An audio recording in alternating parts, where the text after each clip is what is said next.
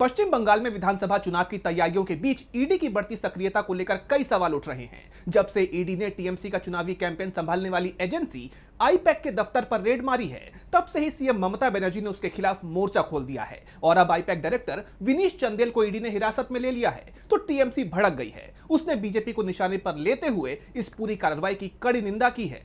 क्या है पूरी खबर, देखेंगे इस रिपोर्ट में।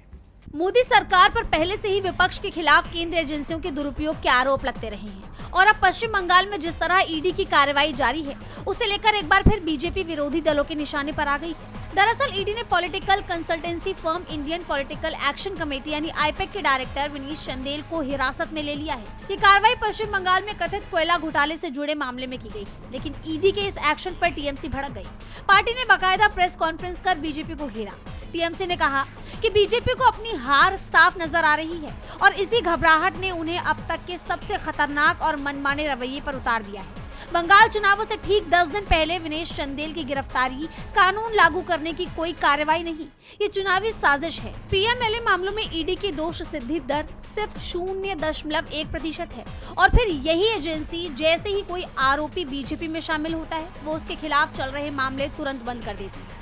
ये एक हथियार है जिसे चुन चुनकर इस्तेमाल किया जाता है। टीएमसी यही नहीं रुकी, पार्टी ने ईडी के साथ ही चुनाव आयोग को लेकर भी बीजेपी को घेरा है। टीएमसी ने आगे कहा कि बीजेपी के पास E2 फॉर्मूला है। चुनाव आयोग जो चुनावी सूचियों से वैध मतदाताओं को सुनियोजित तरीके से हटाता है और लोगों से उनका सबसे बुनियादी लोकतांत्रिक अधिकार छीन लेता है। ईडी जो हर उस आवाज को परेशान करता है, डराता है और चुप करा देता है जो उनके खिलाफ खड़े होने की हिम्मत करती है। टीएमसी ने आरोप लगाया कि बीजेपी राजनीतिक रूप से मुकाबला नहीं कर सकती, वो लोकतांत्रिक तरीके से जीत नहीं सकती, इसीलिए उनकी एकमात्र चाल बंगाल को बदनाम करना, उनके लोगों को मताधिकार से वंचित करना और उनके लिए लड़ने वालों को आतंकित करना है। लेकिन 4 मई को बंगाल इसे ध्वस्त कर देगा।